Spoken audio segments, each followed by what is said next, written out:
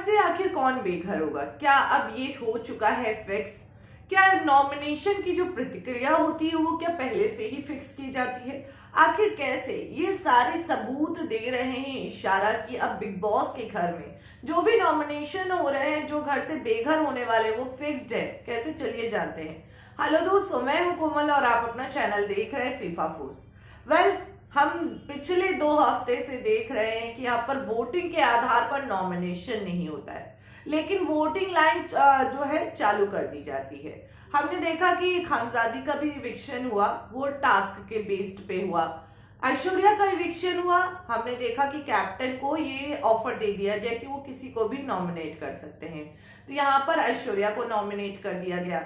अब ऐसे में हालांकि वो अनुराग को बेघर करना चाहते थे बिग बॉस, लेकिन ईशा ने उनके प्लान को फेल कर दिया, तो इस तरीके से ऐश्वर्या घर से बेघर हो गई। इसके बाद अब यहाँ पर नॉमिनेशन टास्क हो चुका है बिग बॉस के घर में, और नॉमिनेशन टास्क क्या था? 11 वॉच आवर्स, क्योंकि नील तो पूरे सीजन के लिए नॉमिनेट है और फिर ईशा नॉमिनेट नहीं हो सकती क्योंकि ऑब्वियस ही बात है कि कैप्टन है।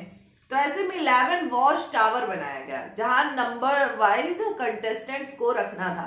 तो यहाँ पर नंबर 1 पर समर्थ को रखती है ईशा, नंबर 2 पर मन्नारा, नंबर 3 पर विक्की, नंबर 4 पर अंकिता, नंबर 5 पर मुन्नवर, नंबर 6 पर अभिषेक, नंबर 7 पर अरुण, नंबर 8 पर रिंकू जी, नंबर 9 पर अनुराग, नंबर 10 पर औरा, नंबर 11 पर आयशा। तो यहाँ पर सीरीज वाइज कंटेस्टेंट को मतलब नंबर्स दिए गए। अब इसके बाद यहाँ पर रिंग बजनी होगी, फोन की रिंग बजेगी, जो सबसे पहले फोन उठाएगा जो वही कंटेस्टेंट किसी को भी नॉमिनेट कर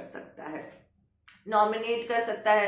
समर्थ और अभिषेक पहले भागे, तो भाई यहाँ पर समर्थ ने मतलब फोन उठाया और ईशा ने समर्थ को विनर बता दिया और समर्थ ने सीधे सीधे रिंकू जी को नॉमिनेट कर दिया।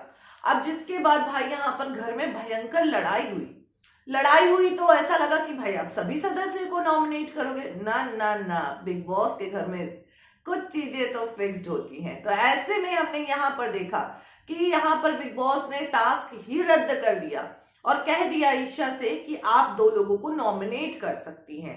अब ऐसे में ईशा ने भाई आयशा को नॉमिनेट कर दिया, अभिषेक को नॉमिनेट कर दिया। कहीं ना कहीं बिग बॉस को भी पता था कि भाई इनकी तो दुश्मनी और एक अभिषेक से है, आयशा से कहीं ना कहीं मनारा के चलते हैं।